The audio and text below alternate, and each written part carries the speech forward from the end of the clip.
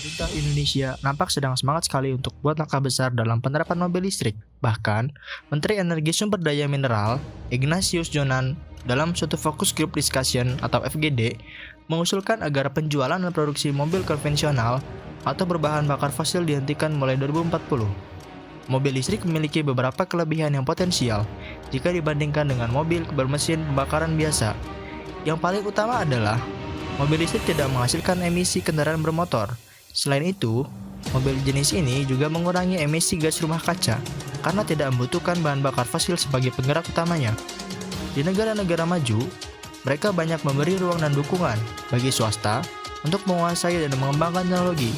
Salah satu industri mobil swasta yang sangat terkenal adalah Ford, Rolls-Royce, Mercedes-Benz, Toyota, sampai Honda. Di Indonesia, sejarah mencatat upaya pemerintah Indonesia membesut merek mobil nasional, Timor. Sayangnya, kepemilikan dan pengembangan teknologi mobil tidak menjadi yang utama, sehingga tidak mampu berinovasi dan bertahan. Ada pula sederet nama universitas yang gigih memperjuangkan teknologi mobil listrik masing-masing. Mobil listrik yang dulu pernah kita kembangkan, seharusnya telah ada dan sedang kita nikmati hari ini.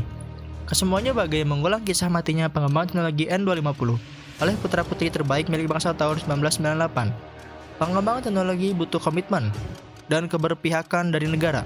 Itu kenapa banyak bangsa tidak mampu jadi pemilik teknologi, melainkan terlena merasa cukup menjadi sekedar pedagang teknologi saja. Setelah tertinggal momentum kepemilikan teknologi mobil listrik, kini Indonesia melalui pemerintah menguras pikiran untuk serius membangun industri baterai, salah satu komponen penting mobil listrik selain motor listrik. Teknologi baterai telah dan akan terus berkembang menggunakan unsur baru yang lebih murah, sehingga harganya dapat terus lebih murah di masa depan. Memiliki pabrik baterai bukanlah tujuan utama bangsa kita, melainkan pemilikan atas industri mobil listrik itu sendiri yang dapat diikut menjadi tulang punggung pengembangan teknologi baterai di masa depan seperti Tesla.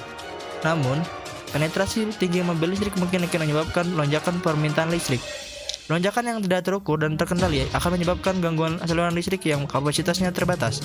Hal ini ibarat memindahkan jalur distribusi bahan bakar minyak atau BBM oleh truk tangki BBM ke tiang listrik, dan memindahkan pom-pom bensin ke saluran-saluran listrik di rumah atau perkantoran lokasi di mana pengisian listrik untuk mobil listrik bisa dilakukan. Sehingga diperlukan kajian lebih jauh untuk kesiapan infrastruktur kelistrikan Indonesia untuk mengadopsi mobil listrik. Beberapa negara dengan penetrasi mobil listrik yang tinggi telah melaporkan kewalahan mereka atas lonjakan permintaan listrik yang mungkin menyebabkan kemacetan aliran listrik di area tertentu.